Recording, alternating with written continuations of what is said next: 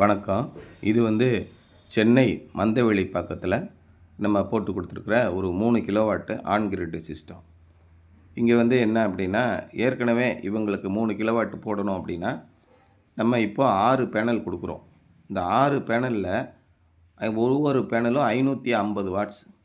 அப்போ 3300 வாட்ஸ் நமக்கு இதிலேருந்து கிடைக்கும். டோட்டலாக ஒரு வீட்டுக்கு சோலார் பேனல் போடணும் அப்படின்னா, ஏற்கனவே அந்த வீட்டில் சாங்ஷன்டு லோடுன்னு ஒன்று இருக்கும்.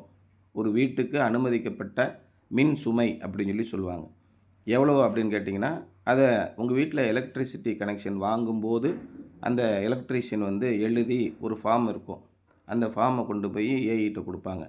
அப்போ தான் உங்கள் வீட்டுக்கு இவ்வளவு சுமை அனுமதிப்பாங்க. உதாரணமாக இந்த வீட்டுக்கு 2 கிலோவாட்டு தான் சாங்ஷன்டு லோடு இருந்துச்சு. இந்த பகுதியில் இருக்கிற ஒரு 70 வீடு வச்சுக்குவோம். 70 வீட்டுக்கு 2 கிலோவாட் 3 கிலோவாட் இப்படி கொடுத்துருக்காங்க அப்படின்னா, 70 வீட்டுக்கு ஒரு 200 கிலோவாட் வருது அப்படின்னா, அந்த ஏரியாவில் அந்த ஏஇ என்ன பண்ணுவாங்கன்னா, ஒரு 250 கிலோவாட்டு டிரான்ஸ்ஃபார்மர் வைப்பாங்க.